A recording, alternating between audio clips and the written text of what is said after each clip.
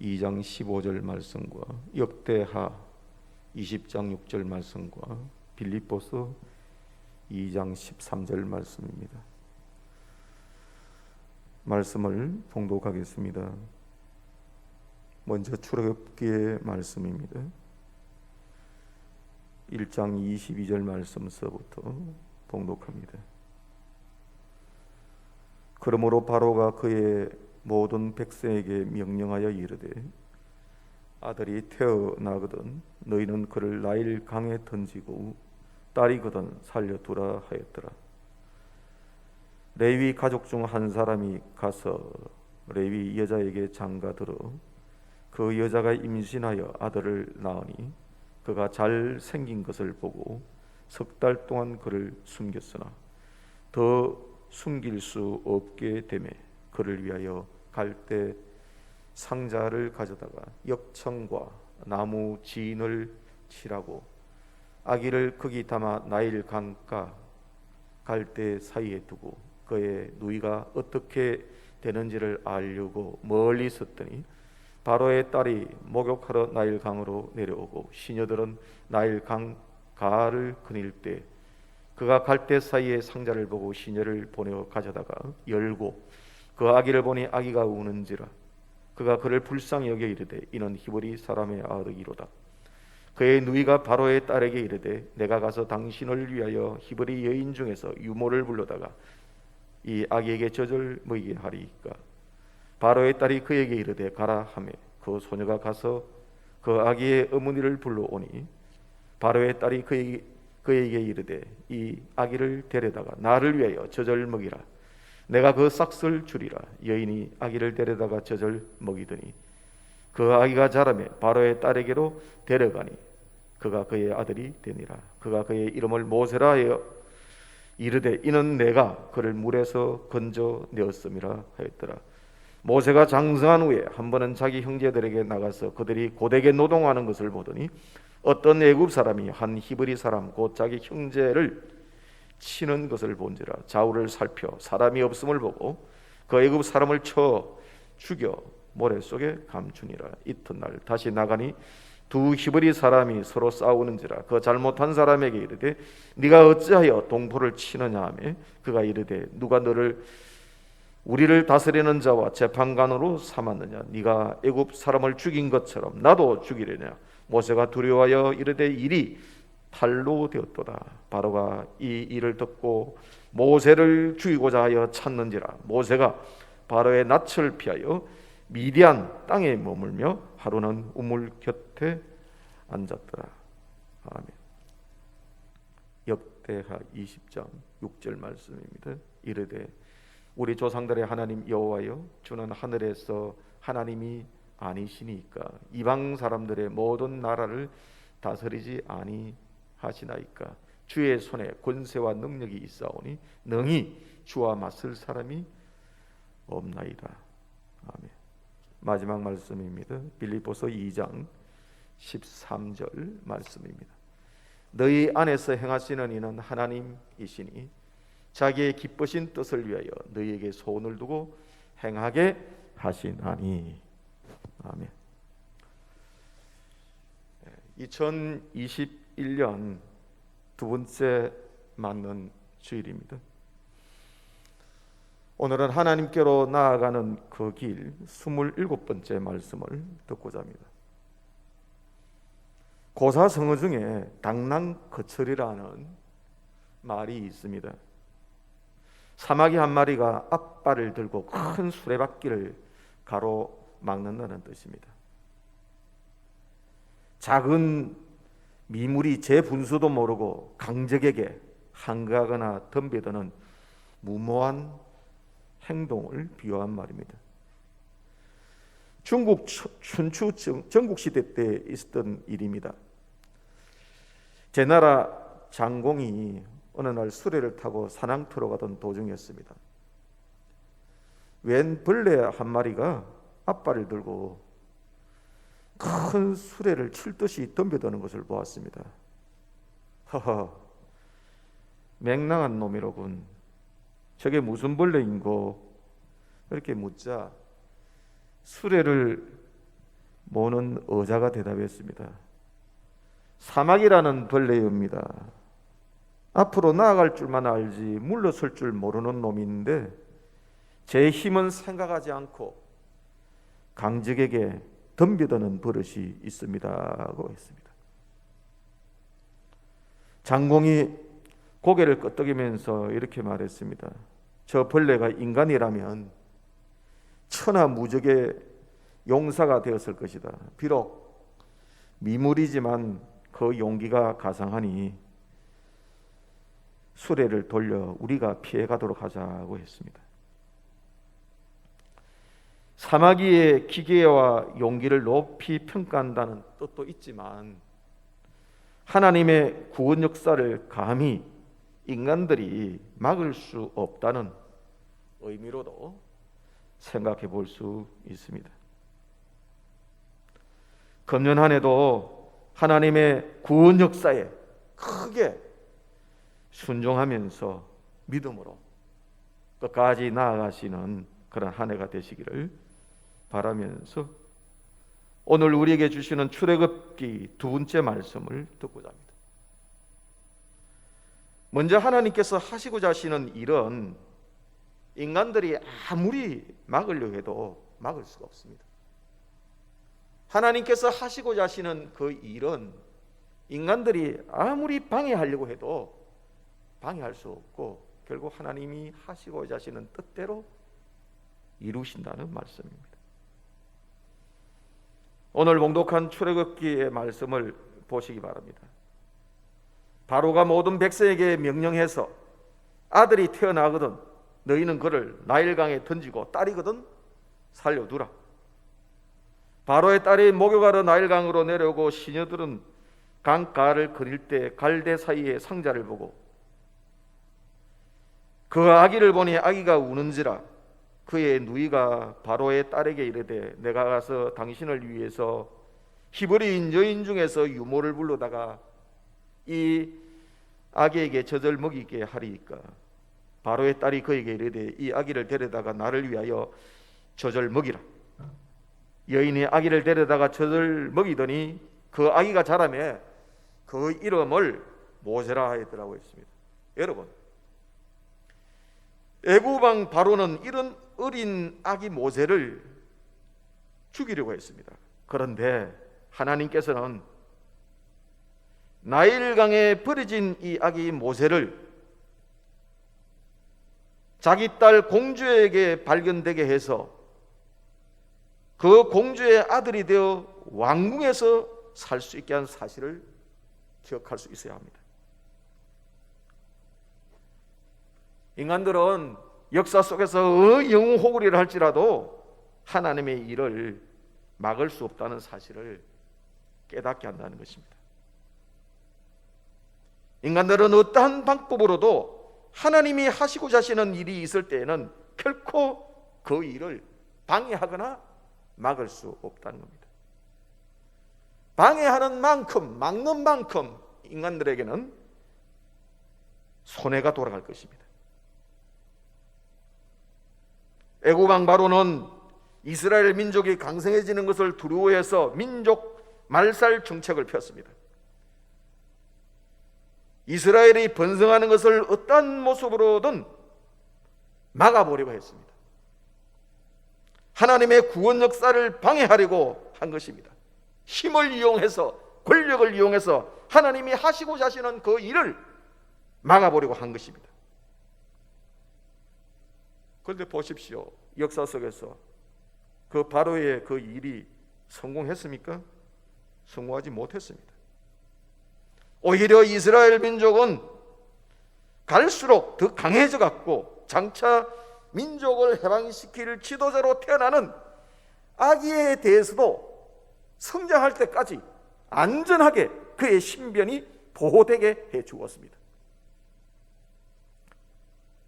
바로의 유아 살해 명령에도 불구하고 하나님께서는 이스라엘을 해방시킬 이 아기 모세를 죽이기는커녕 오히려 자기 딸 공주의 손에 의해 가지고 궁중에서 성장하게 했으니 얼마나 아이러니한 역사적인 사실입니까?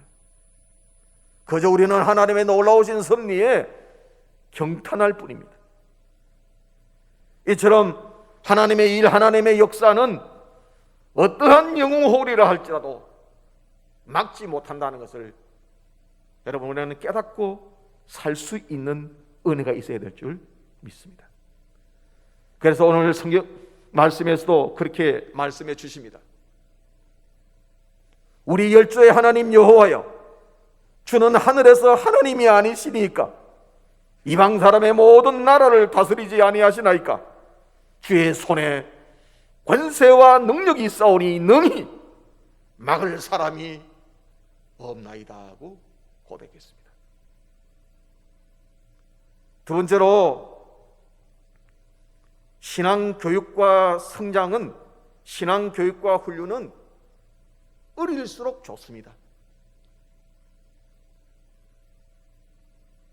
여러분, 살아있는 나무나 생명체를 키우거나 옮기려고 하면은 클수록 좋습니까? 아닙니다. 어릴수록 좋습니다. 다 자란 생명체, 다 자란 나무를 다시 키우거나 옮기려 한다는 것은 정말 쉬운 일이 아닙니다. 마찬가지로 신앙교육과 훈련도 어릴수록 좋습니다. 그래서 교육학자들에 의하면은 한 개인의 인격과 성품은 거의 어린 시절에 다 형성된다고 보았습니다.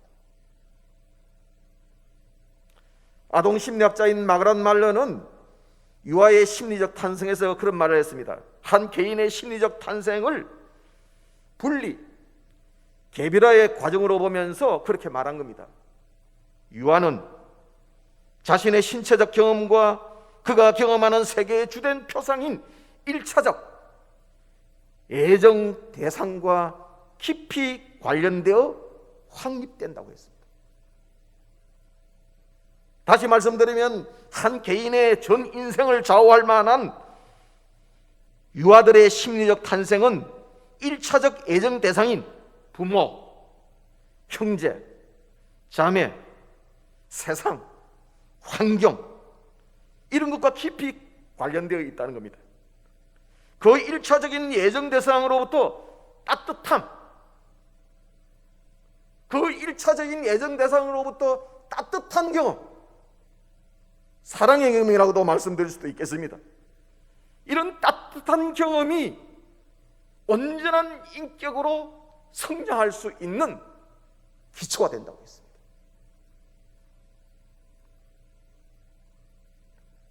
오늘 봉독한 출애굽기 2장 7절에서 9절 말씀이 그렇습니다.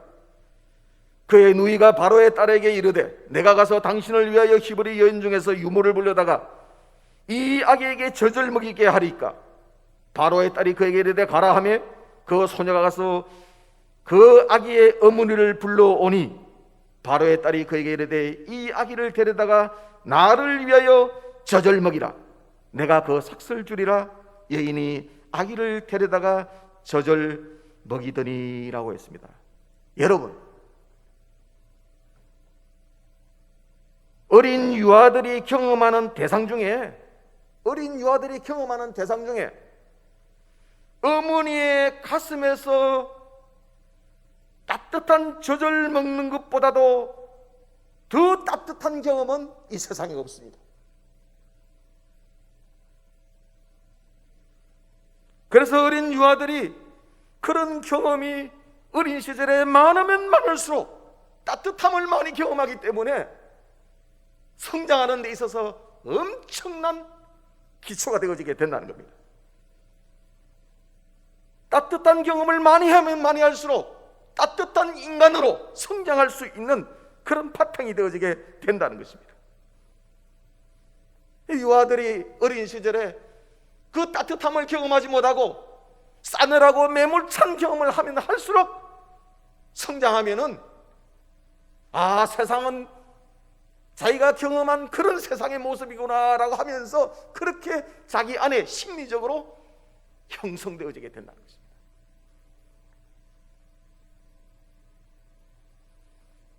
그래서 우리 속담에 3살 버릇 8까지 간다는 말이 있듯이 어릴 때 형성된 성격이나 신앙 경험은 인생을 좌우하게 하게 된다는 사실을 언제나 잊지 마셔야만 할 것입니다. 이러한 측면에서 모세는 나일강의 어린 시절에 버려진 인생이었습니다마는 하나님께서는 모세가 성인이 될 때까지 세상에서 가장 따뜻한 경험을 하면서 성장하게 하셨다는 겁니다.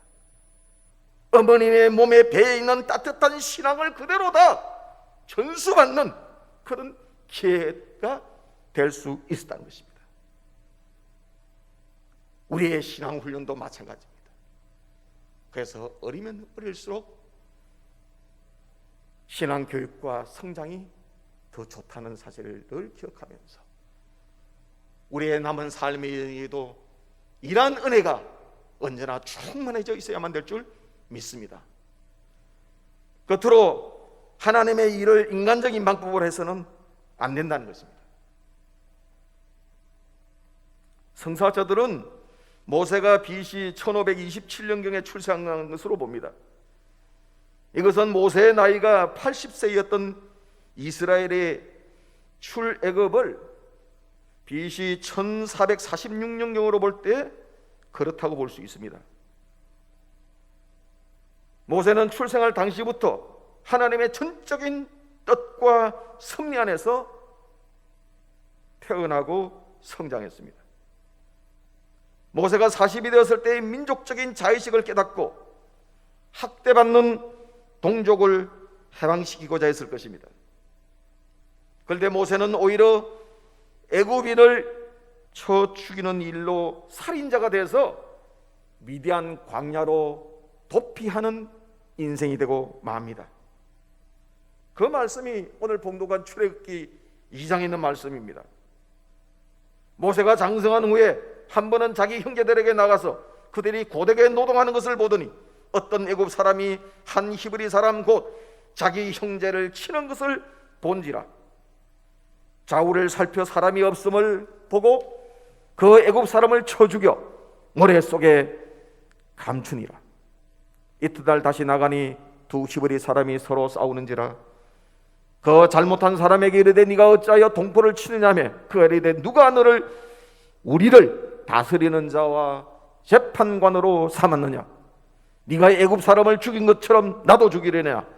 모세가 두려워하여 일이 탄로나게 되었도다.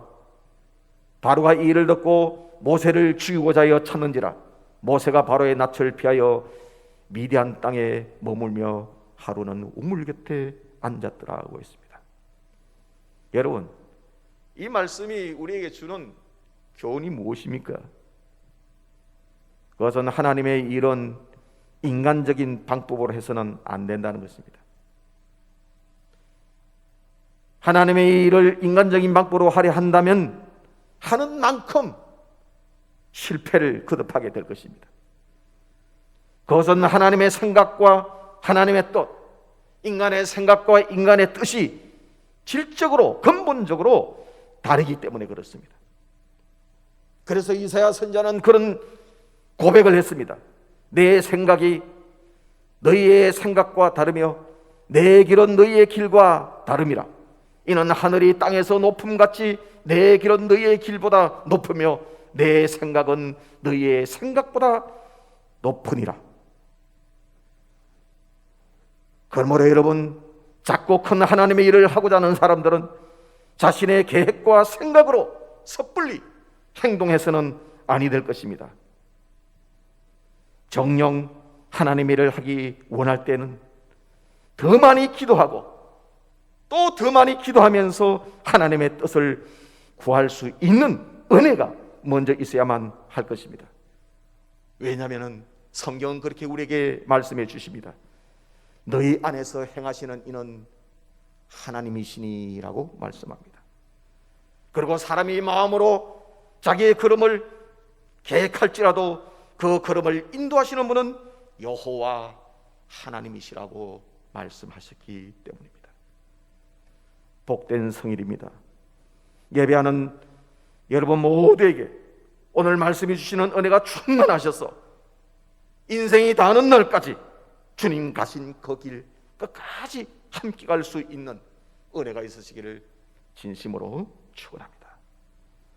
말씀 가운데 있는 묵상과 영적인 질문, 이번 주간 지나가시는 중에 여러분들이 가정에서 한번 이렇게 기록해 보시기를 바랍니다. 기도드리겠습니다.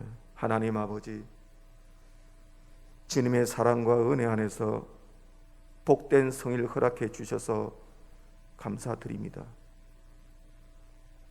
허락해 주신 성일 기억하여 오늘도 주님의 몸된 성전에 오를 수 있도록 해주시고 하나님의 영과 진리로 예배할 수 있는 은혜 있게 해주셔서 더더욱 감사드립니다.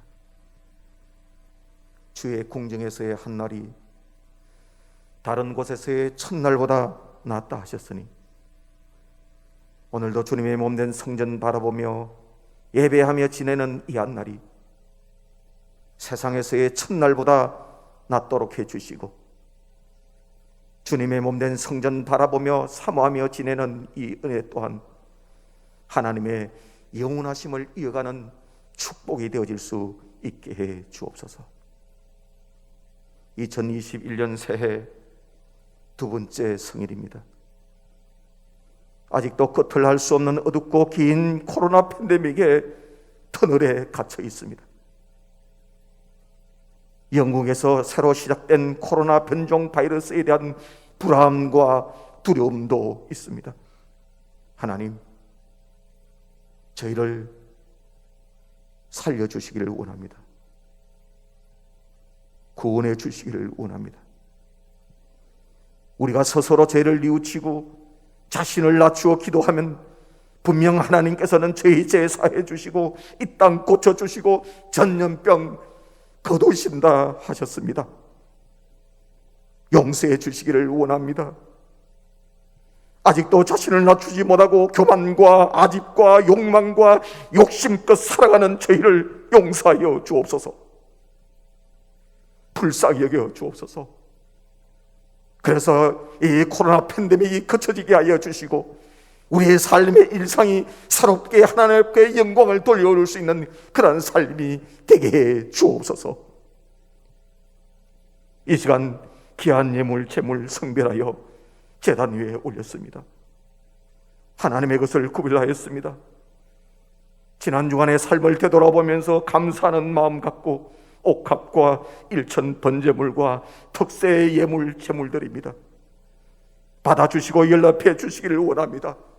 그래서 금년 한 해도 자신과 가정, 일터, 직장, 생업에 새롭게 허락하시고 부어주시는 하나님의 복으로 증거되어질 수 있는 저의 삶이 되게 하여 주옵소서. 오늘도 코로나 팬데믹과 정부 방역 지침으로 성전에 오르지 못한 채 가정에서 병상에서 출두하여 영상으로 이날을 성별하는 사랑하는 모든 믿음의 식구들 위에도 하나님의 무한하신 위로와 평강과 치료와 회복의 역사가 충만한 이 한 날 되게 해 주옵소서.